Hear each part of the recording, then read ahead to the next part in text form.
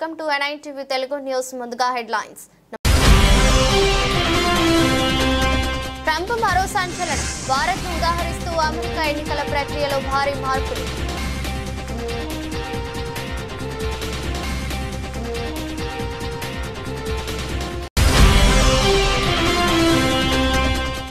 Trump బెదిరింపులకు తలొగ్గిన మోదీ సర్కార్. సుంకాలు తగ్గించేందుకు సిద్ధం.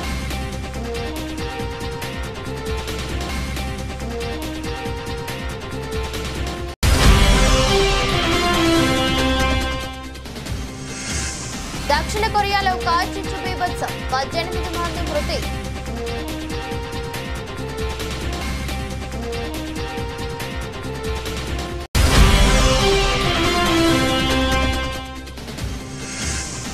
భూపేష్ బఘోల్ చుట్టూ కేసుల ఉచ్చు. బెట్టింగ్ యాప్ వ్యవహారంలో సిబిఐ దాడులు.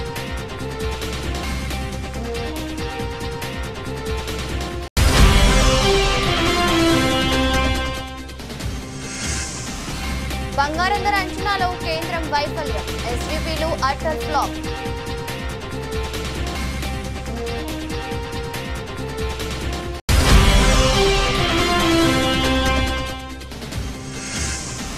ఐపీఎల్లో ముగిసిన తొలి రౌండ్. పాయింట్ల పట్టికలో అగ్రస్థానంలో సన్ రైజర్స్ హైదరాబాద్.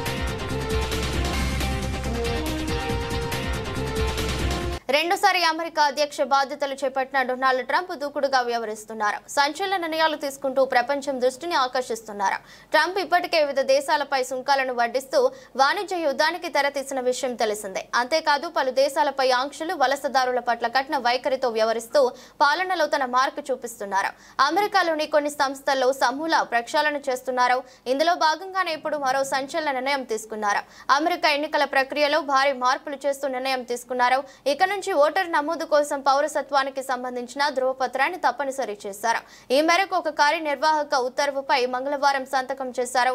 ఈ సందర్భంగా భారత్, బ్రెజిల్ వంటి దేశాలను ఆయన ఉదాహరణగా ప్రస్తావించారు.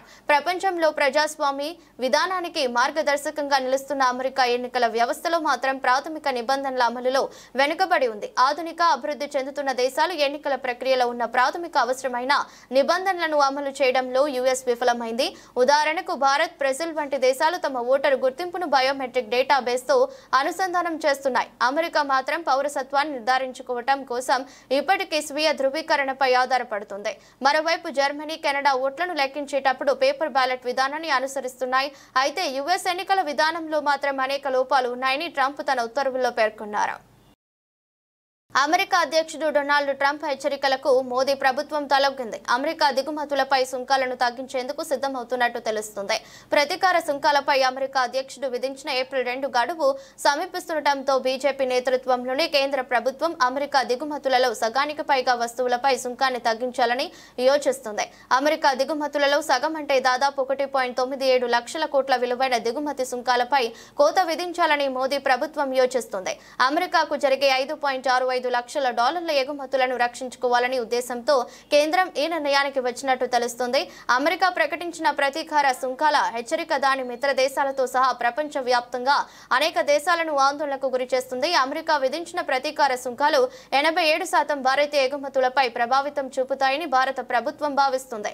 ఈ ప్రభావాన్ని తగ్గించుకోవడానికి 55% అమెరికా దిగుమతులపై సుంకం తగ్గించాలని మోదీ ప్రభుత్వం యోచిస్తుంది. ప్రస్తుతం అమెరికా దిగుమతులపై భారత్ 5% నుంచి 30% వరకు సుంకాలు విధిస్తుంది. కొన్ని సుంకాలను తగ్గించి మరికొన్నిటిపై పూర్తిగా సుంకాలు తొలగించాలని ప్రభుత్వం భావిస్తుంది. కొన్ని ఎంపిక చేసిన వస్తువులపై సుంకాలు తగ్గించే విషయం కూడా పరిశీలనలో ఉన్నట్టు తెలుస్తుంది. మంగళవారం నుంచి వాణిజ్య చర్చలు ప్రారంభమవుతున్నాయి.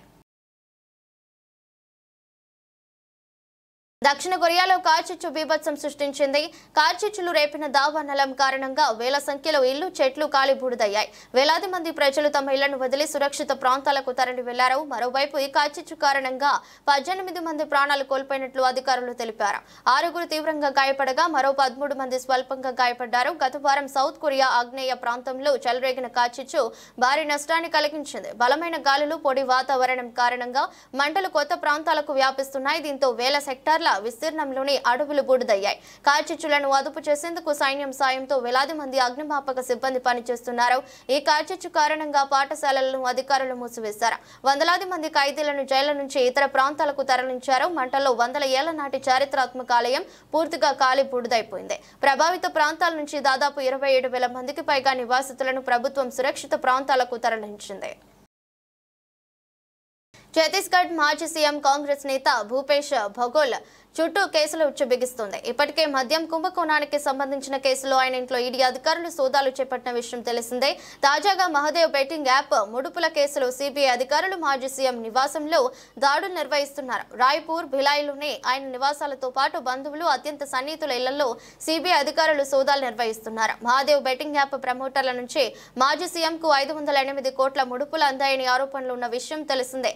యాప్ యాజమానిగా భావిస్తున్న శుభం సోనీ నేరాన్ని ఒప్పుకోవడం బఘెల్ చిక్కుల్లో పడ్డారు. తనకు బఘెల్ కు ఉన్న సంబంధాల గురించి ఆయన వెల్లడించడమే కాక బఘెల్ కు వందలాది కోట్ల రూపాయలను ముడుపులుగా ఇచ్చానని అంగీకరించారు.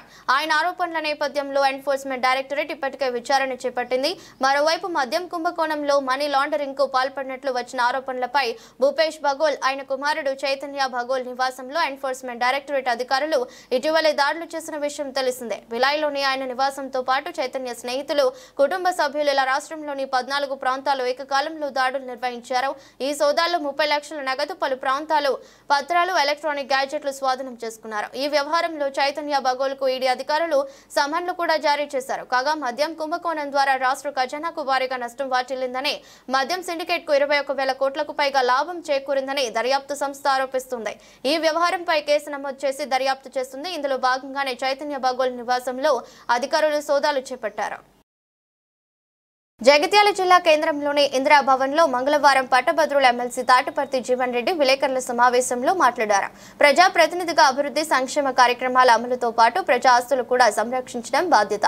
ఎస్ఆర్ఎస్పీ నిర్మాణ దశలో దరూరు రెవెన్యూ గ్రామం నుండి 200 ఎకరాల భూమి సేకరించిన భూములు జగిత్యాలకు వరంగా మారాయి. ప్రజా జీవితంలోకి అడుగుపెట్టినప్పటి నుండి జగిత్యాల భవిష్యత్తును దృష్టిలో ఉంచుకుని ప్రజా ఆస్తులు రక్షించిన ప్రివెన్షన్ చర్యలు కూడా తీసుకోవాలని చెప్పండి.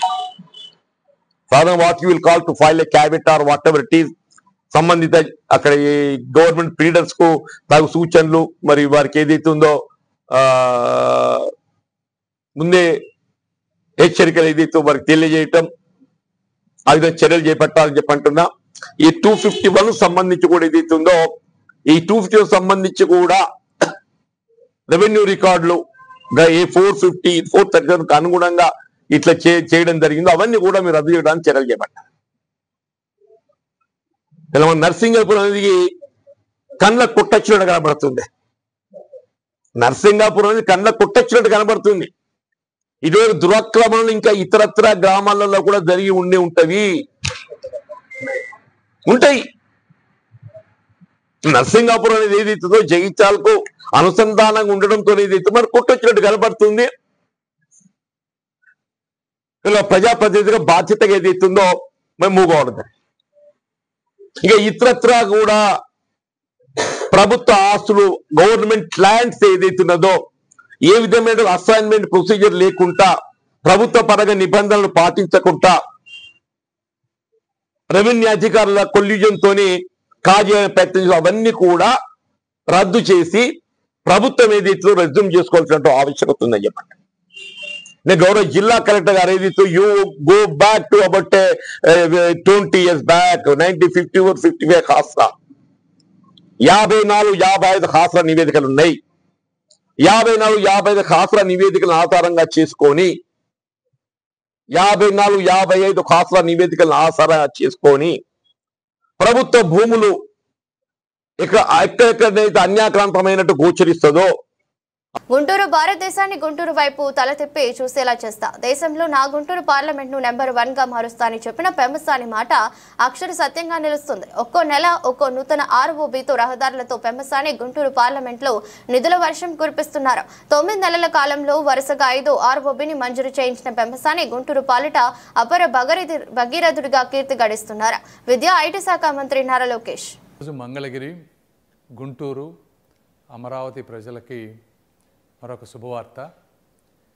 మంగళగిరి పట్టణాన్ని అమరావతిని కలిపేటువంటి మంగళగిరి నంబూరు రైల్వే గేట్ ఏదైతే ఉందో దాని మీద ఎల్సీ నంబర్ 14 129 కోట్ల రూపాయలతోటి సెంట్రల్ గవర్నమెంట్ 100% ఫండింగ్ తోటి ఈరోజు శాంక్షన్ అయింది.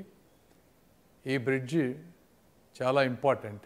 ఎందుకంటే ఒకటి, రేపు అమరావతిలో కొన్ని వేల కోట్ల రూపాయల వర్క్స్ జరగబోతూ ఉన్నాయి. ఆ ఎక్విప్మెంటు సామాగ్రి అంతా కూడా సిటీ బయటకు తీసుకువెళ్ళాలంటే ఇక్కడ ఉన్నటువంటి రైల్వే గేట్ వల్ల తీవ్ర అంతరాయం జరిగేటువంటి పరిస్థితి. సో ఈ బ్రిడ్జ్ వల్ల అదొకటి మంచి జరుగుతుంది. రెండోది, ఇక్కడ ఉన్నటువంటి cricket stadium, Andhra cricket association పెద్ద పెద్ద మ్యాచ్లు చేయాలంటే ఈ రైల్వే గేట్ ఉండటం వల్ల కూడా ఇబ్బంది అవుతుంది. కాబట్టి దీన్ని కూడా ఒక యుద్ధ ప్రాతిపదికన కావాలి అని చెప్పి శ్రీ నారా లోకేష్ గారు, అదేవిధంగా ఆంధ్ర క్రికెట్ అసోసియేషన్ కేసినేని చిన్ని గారు కూడా రిక్వెస్ట్ చేస్తూ ఉన్నారు. దీనిని నారా లోకేష్ గారు వారి ఆఫీస్ నుంచి, అదేవిధంగా మా ఆఫీస్ నుంచి కంటిన్యూస్గా ఫాలో అప్ చేసి ఈరోజు దాన్ని శాంక్షన్ తీసుకొచ్చాం. మళ్ళీ ఇది కూడా ఒక్క రూపాయి కూడా రాష్ట్ర ప్రభుత్వంపై భారం పడనటువంటి పరిస్థితి.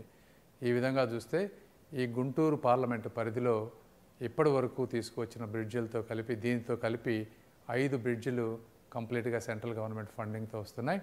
ఏదేమైనప్పటికీ ఈ ప్రాజెక్టుని శాంక్షన్ చేయించినటువంటి శ్రీ నరేంద్ర మోదీజీ గారికి కానీ, అదేవిధంగా అశ్విని వైష్ణవ్ గారికి, సోమన్న గారికి, రైల్వే సౌత్ సెంట్రల్ అధికారులకు, మా స్టాఫ్కి, లోకేష్ గారికి, లోకేష్ స్టాఫ్ గారికి, అదేవిధంగా పవన్ కళ్యాణ్ గారికి, అందరికీ కూడా మనస్ఫూర్తిగా ధన్యవాదాలు తెలుపుతా ఉన్నాను. ఈ ప్రాజెక్టు గురించి చామకూర మల్లారెడ్డి మాజీ మంత్రి మేడ్చల్ నియోజకవర్గం శాసనసభ్యులు మేడ్చల్ నియోజకవర్గం సామీర్పేట్ మండల కేంద్రంలోని జామా మసీద్ లో ప్రభుత్వం తరపున ఏర్పాటు చేసిన రంజాన్ ఇఫ్తార్ విందు కార్యక్రమంలో పాల్గొన్నారు. ముస్లిం సోదరులతో కలిసి నమాజ్ చేసిన అనంతరం వారితో కలిసి సహపంక్తి భోజనం చేశారు.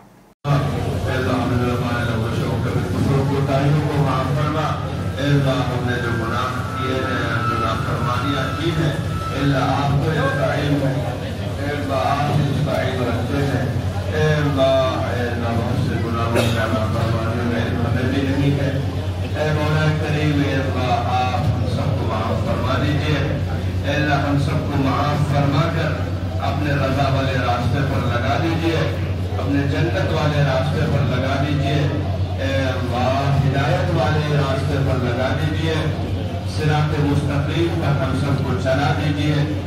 मौलाए करीम, हम सबको सीधे रास्ते की रहनुमाई फरमाइए, सही रास्ते की रहनुमाई फरमाइए, अपने तक पहुँचने की रास्ते और असबाब पैदा फरमाइए। मौलाए करीम, आज हम सब ने आपके रोजे के लिए, आपकी रजा के लिए रोजा रखा है। मौलाए करीम, हमारे मेहमानों के आने को कबूल फरमाइए। अल्लाह, हमारे जो मेहमान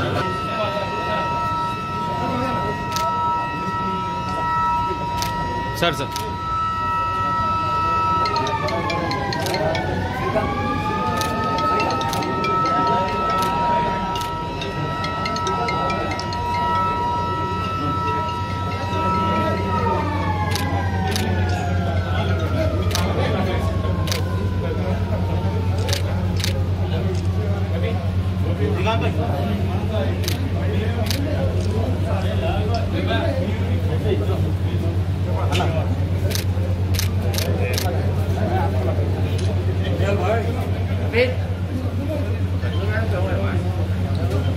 వీధి కుక్కకు జగన్ కు పెద్ద తేడా లేదు. జమ్మలమడుగు ఎమ్మెల్యే ఆదినారాయణ రెడ్డి, అతని మాట తీరు ఏ విధంగా ఉంటది అంటే ఒక సామెత ఉంది, నో నిజం అదే జగనిజం అంటే అబద్ధాలు చెప్పడమే ఆయన ఆయుధం. పదవులకు డబ్బుకు మరిగా మామూలుగా ఊర్లో బయట కుక్క తిరుగుంటుంది, కానీ అది ఆడ ఈడ తిరుగుతుంటుంది, బలంగా ఉంటది. ఇంటి కుక్క ఏమో విశ్వాసంగా ఉంటది. వీధి కుక్క వాటం తినడానికే వచ్చాడు, ఒక్కసారి అన్నాడు.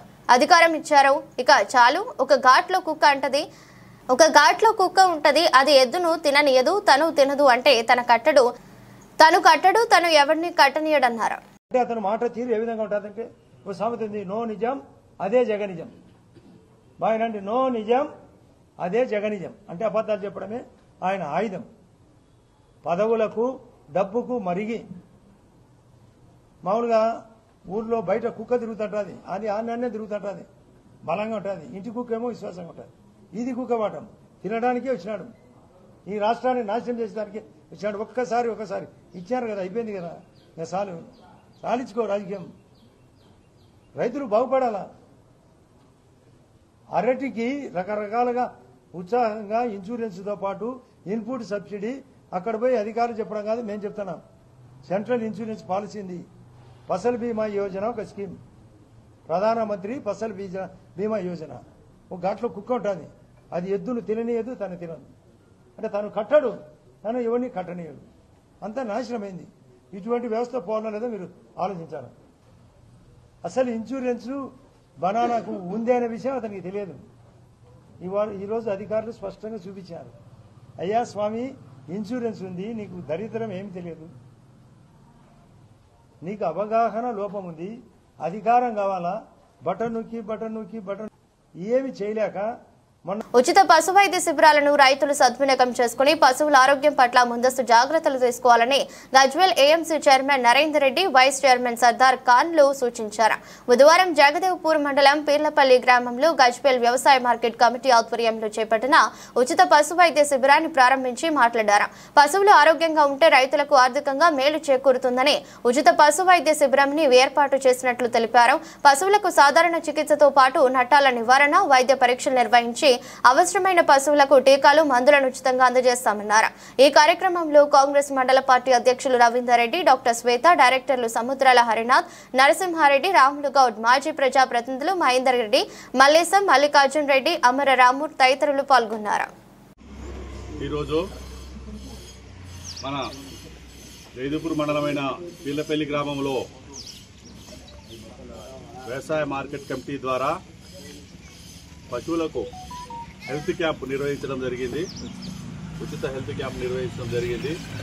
ఈ హెల్త్ క్యాంప్లో మొన్న ధర్మారెడ్డిపల్లిలో మన గజ్వేల్ మండలంలో, అలాగే ఈరోజు మన జగదేవ్పూర్ మండలం పీర్లపల్లి గ్రామంలో ప్రతి పశువుకు బలంకు సంబంధించింది మరియు ఏదైనా టీకా అయినా ఎలాంటి వ్యాధులు ఉన్నా మన డాక్టర్ గారు జగదేవ్పూర్ డాక్టర్ గారు శ్వేతా మేడం గారు ఆధ్వర్యంలో జగదేవ్పూర్లో ఆమె బాగా డెడికేట్ అయ్యి, మన అదృష్టం ఏంటంటే మన మండలకు మంచి డాక్టర్ అమ్మ ఉంది.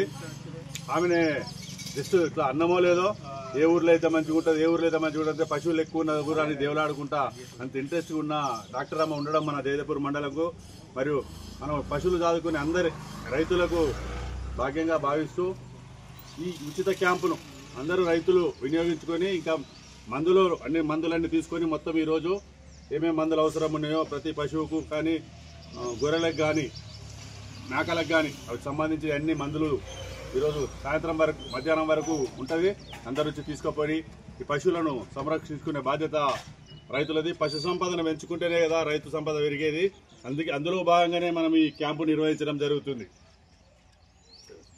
డాక్టర్ బిఆర్ అంబేద్కర్ కోనసీమ జిల్లా కొత్తపేట నియోజకవర్గం రావులపాలెం తెలుగుదేశం పార్టీ క్యాంపు కార్యాలయం నందు ప్రజా దర్బార్ నిర్వహించిన కొత్తపేట ఎమ్మెల్యే బండారు సత్యనందరావు. ప్రతి బుధవారం నిర్వహించే ప్రజా దర్బార్లో భాగంగా రావులపాలెం తెలుగుదేశం పార్టీ క్యాంపు కార్యాలయం వద్ద ఉదయం 10 గంటల నుండి ప్రజా దర్బార్ నిర్వహించి ప్రజల వ్యక్తిగత అవసరాలైన ఇళ్ల స్థలాలు, వృద్ధాప్య పింఛన్లు, పలు సమస్యలపై వచ్చిన వినతులను ఎమ్మెల్యే బండారు సత్యనందరావు స్వీకరించారు. ఈ సమస్యలపై సంబంధిత అధికారులతో మాట్లాడి పరిష్కారం అయ్యేలా చూస్తానని తెలిపారు. యాక్చువల్ ఏంటంటే అంటే బిల్లులు పట్టుకొని ఉంటాయి. ఆ బిల్లులు హాస్పిటల్ ఇచ్చినాయి, లెక్క ఉంటుంది. ఈ బిల్లు ప్రకారం ఇచ్చేయాలి. ఈ బిల్లు కరెక్ట్ కాదనేది ఈ బిల్లుకి ఎంత మనీ అంచనా ఉంటుంది. అది అంటే మన చాలా మంది అనుకుంటారు ఇంత పెట్టేసి రాలేదు అనుకుంటారు. కానీ మనకి అదే రూము వాళ్ళేమో 5,000 డబ్బులు ఇస్తుంది గవర్నమెంట్ లెక్క. మనమేమో 15,000 పెద్ద హాస్పిటల్ 15,000 వేస్తారు. 300 డబ్బు అక్కడ తగ్గిపోతుంది. జనాలు తెలియక ఎంత అడిగితే ఎంత రాలేదు.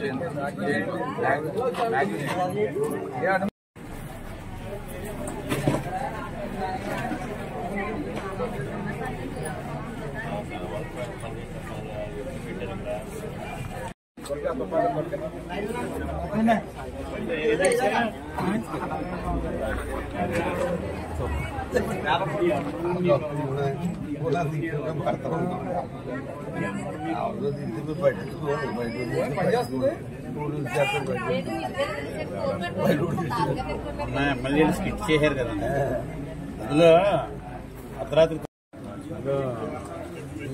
సోషల్ అవేర్నెస్ బ్యాంక్ ఓపెనింగ్ అంటే దీన్ని బట్టి ప్రభుత్వం 4,000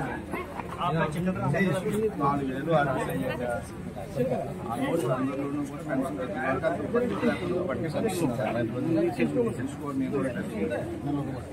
కార్యకర్తలు ఉన్నారు. డిసెంబర్ 2 నుంచి భర్త చనిపోయిన ఆడవాళ్ళ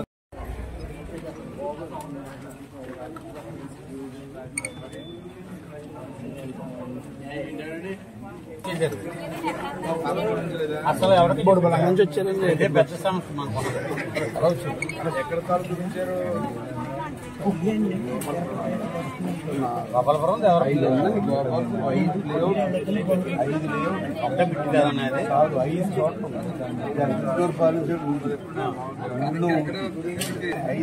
అందరికి ఇచ్చేసారని కానీ ఎవరికే సైట్ చూపించారు. ఇవన్నీ ఇప్పుడు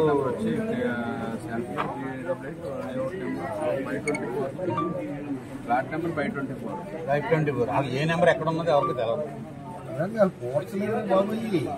ప్రపంచవ్యాప్తంగా కలియుగంలో ఏ వింత జరిగినా వీర బ్రహ్మేంద్ర స్వామి వారి కళాజ్ఞానం చెప్పారని బలంగా నమ్మినటువంటి వారు చాలా మంది ఉన్నారు. అలాంటి వింతలలో ఒకటైనటువంటి శ్రీ విభూతి నాగలింగేశ్వర స్వామి దేవాలయం ఒకటి. కడప జిల్లా అక్కంపేట గ్రామం అవగంపల్లిలో ఈ దేవాలయం ఉంది. అక్కడ ప్రత్యేకత ఏమిటంటే దేశ సంచారానికై బయలుదేరినటువంటి వీర బ్రహ్మేంద్ర స్వామి వారు అవగంపల్లిలో ఒక రాత్రి నిద్ర చేశారు. మరుసటి ఉదయాన్నే గ్రామస్తులందరూ కూడా మీ గుర్తుగా ఏదైనా మాకు ఇవ్వండి అని ఆ గ్రామస్తులు కోరగా వీర బ్రహ్మేంద్ర స్వామివారు కాలజ్ఞాన గ్రంథాన్ని మరియు విభూతితో శివలింగాన్ని ఏర్పాటు చేయడం జరిగింది. గర్భిణీ స్త్రీలు ఈ విభూతిని సేవించిన వాళ్ళకి ప్రసవం మంచిగా జరుగుతుందని, అలాగే ముఖ్యంగా సంతానం లేనటువంటి వాళ్ళు ఈ స్వామివారి విభూతిని సేవించిన సంతానం తప్పకుండా కలుగుతుందని అక్కడి ప్రధాన అర్చకులు శ్రీ మధులూరు శ్రీనివాసాచార్యులు మన మెట్రో ఉదయం ఛానల్ కి తెలియజేశారు.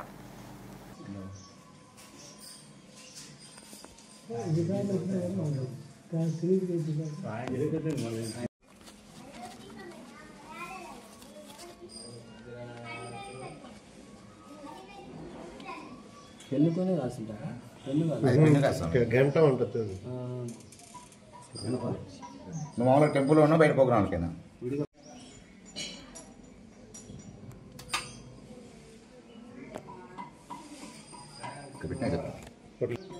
అదేనండి బ్రహ్మంగారు పెట్టిన నైవేద్యము. బ్రహ్మంగారు ఆయన శ్రేష్ఠాలతో పెట్టినది. బ్రహ్మంగారు మఠం నుంచి అహోబిలము జ్యోతి క్షేత్రం బయలుదేరే సమయానికి మన ఊరి గమ్యంలోకి వచ్చేసరికి మనకు విశ్వబ్రహ్మణ కుటుంబం ఉంది. మాది సుపర్ణ శివము అందరు రెడ్డి గారు ఉన్నారు. వీళ్ళందరూ కలిసి స్వామివారిని ప్రాధాయపడడం జరిగింది. స్వామి మీరు ఖచ్చితంగా మా గ్రామానికి రావాలని. వీళ్ళ భక్తి సేవలకు మెచ్చిన బ్రహ్మంగారు మన అక్కంపేట గ్రామానికి రావడం జరిగింది. రాత్రి ఇక్కడే కూర్చొని అందరికీ ఉపన్యాసం ఇచ్చాడు. ఇచ్చిన తర్వాత రాత్రి 9 గంటల సమయంలో మన ఇంట్లోనే ఫోన్ చేయడం జరిగింది. మన ఇంట్లోనే బస చేయడం జరిగింది. బస చేసిన తర్వాత తెల్లవారుజామున బ్రహ్మనిమృత సమయంలో బయలుదేరే సమయానికి స్వామి మీరు వచ్చారు కదా మాకు గుర్తింపు అంటూ ఉండాలని అడగడం జరిగింది. అప్పుడు ఇదంతా మన స్థలాలు, మన సొంత స్థలాలు అనమాట ఈ పటాలు. అక్కడికి వచ్చి ఆయన శ్రేష్ఠాలతో ఆయన అనుష్ఠానం చేసుకుని మంత్రాన్ని అక్కడ పెట్టడం జరిగింది. చిన్న లింగం అది లోపల భూమిలో నుంచి పెరుగుతూ ఉంది. మనం కొంచెం గిల్లితే తెల్లవారిలోపు ఆ కాట అనేది పూరించబడిపోతుంది అనమాట. మామూలుగా ఎప్పుడంటే గిల్లాము ఏదైనా ప్రాణాపాయం ఎవరన్నా గర్భిణీస్ ఉంటారు కదా వాళ్ళు ప్రసవించలేనప్పుడు ఒక 3 days ముందు తీసుకొని పోతారు. ఆ నొప్పులు కనిపించిన సమయంలో కొంచెం నీళ్ళలో వేసి తాపితే సులువుగా కానుకోవడం జరుగుతుంది. ఎక్కువ సంతానం గురించి రావడం జరుగుతుంది. ప్రతి సంవత్సరానికి ఒకసారి శివరాత్రి మాత్రం పాలాభిషేకం ఉంటుంది. మాది వంశ పరివారం వస్తున్నాం ఈ దేవాలయానికి. నా పేరు శ్రీనివాసరాచార్యులు. నా నెంబర్ 8096913284. రైతులు అధునాతన సాంకేతిక పరిజ్ఞానాన్ని సద్వినియోగం చేసుకోవాలని శాసన మండలి సభ్యులు బసవరాజు సారయ్య అన్నారు.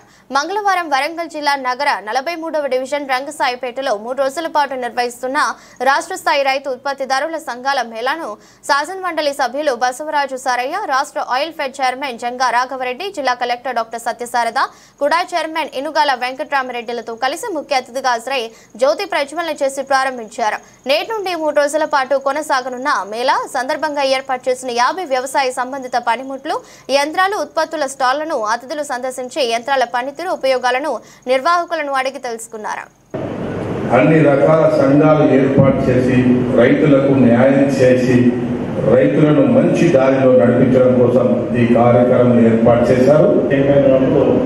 ఉమ్మడి వరంగల్ జిల్లాలో రైతు సమస్యలను రాజకీయాలకు అతీతంగా అన్ని వర్గాలతో కలిసికట్టుగా బ్యాంకును ముందుకు నడిపించి ఆ అనుభవం ఈరోజు గౌరవ ముఖ్యమంత్రి రేవంత్ రెడ్డి గారు వారికి కావాల్సిన పోస్టులు అనుకున్న దానికన్నా ఎక్కువ మంచి పోస్టును ఇచ్చి వరంగల్ జిల్లాగా తెలంగాణ బంగారం ధరలు రికార్డు స్థాయిలో కదలాడుతున్నాయి. మునుపెన్నడూ లేని విధంగా గత వారం 10 గ్రాముల 24 క్యారెట్ల పూతడి రేటు 91,950ని తాకింది. దేశీయ మార్కెట్లో ఇదే ఆల్ టైమ్ హై.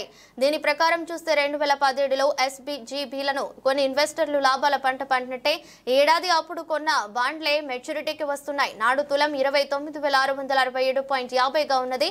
ఇంచుమించుగా ఈ ధరల సగటు పైన ఇప్పటి ఇన్వెస్టర్లు గోల్డ్ బాండ్లను కొన్నారు. అయితే ఇప్పుడు తులం 90,450గా ఉంది. అంటే 3 రేట్లకు పైగా ధరలు పెరిగాయి. దీంతో అప్పుడు 2,966 పెట్టి గ్రాము కొన్న వారికి కేంద్రం ఇప్పుడు 9,045 ఇవ్వాల్సి ఉంది.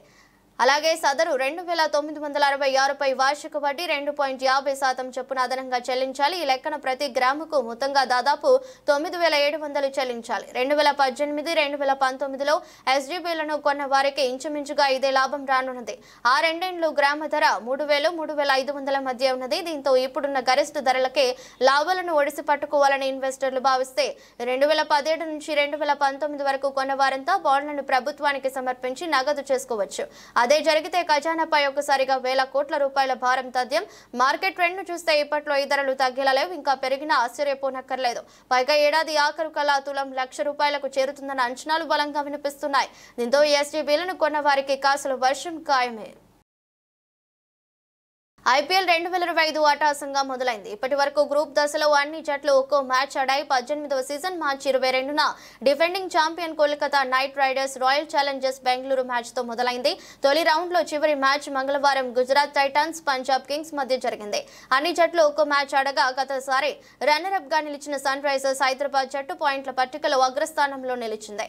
హైదరాబాద్, RCB, పంజాబ్ కింగ్స్ 18వ ఎడిషన్ ను గొప్పగా ప్రారంభించాయి. సన్ రైజర్స్ జట్టు గత సీజన్ తరహాలోనే కనిపిస్తుంది. ఈ సీజన్ లో తొలి మ్యాచ్ లోనే IPL చరిత్రలో 2 అత్యధిక స్కోర్ చేసింది. రాజస్థాన్ రాయల్స్ పై హైదరాబాద్ ఉప్పల్ మైదానంలో 286 పరుగులు చేసి అద్భుతమైన విజయాన్ని SRH నమోదు చేసింది. రన్ రేట్ ఆధారంగా ప్రస్తుతం పాయింట్ల పట్టికలో పార్ట్ కమిన్స్ నేతృత్వంలోనే సన్ రైజర్స్ టాప్ ప్లేస్ లో ఉన్నది. IPL 2025 సీజన్ తొలి మ్యాచ్ లో defending champion Kolkata Knight Riders ను RCB సొంత మైదానంలోనే ఓడించింది. టాస్ ఓడిపోయి మొదటి బ్యాటింగ్ చేసిన తర్వాత డిఫెండింగ్ ఛాంపియన్ జట్టు అజింక్య రహనే, సునీల్ నారాయణ్ మధ్య సెంచరీ భాగస్వామ్యంతో 20 ఓవర్లలో 8 వికెట్ల నష్టానికి 174 పరుగులు చేసింది.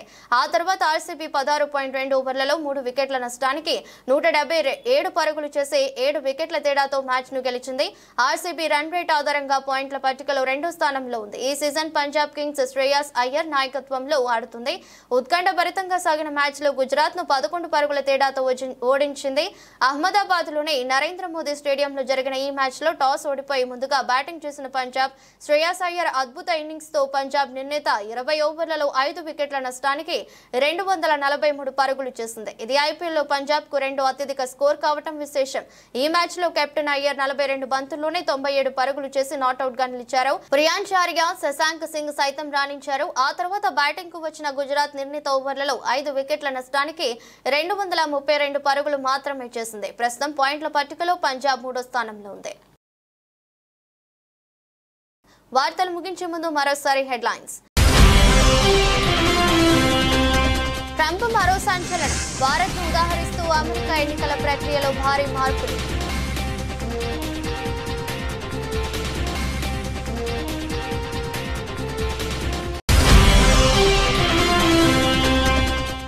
ట్రంప్ బెదిరింపులకు తలొగ్గిన మోదీ సర్కార్. సుంకాలు తగ్గించేందుకు సిద్ధం.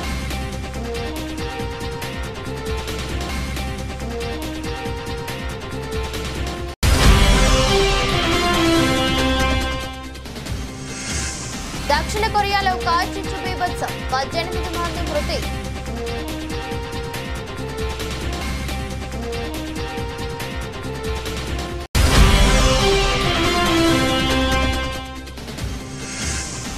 భూపేష్ బఘోల్ చుట్టూ కేసుల ఉచ్చు. బెట్టింగ్ యాప్ వ్యవహారంలో CBI దాడులు.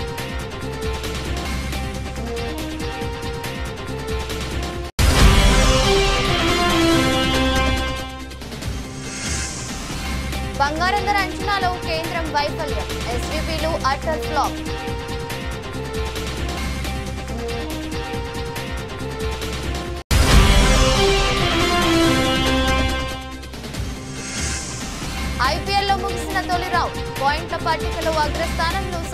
న్యూస్ హైదరాబాద్.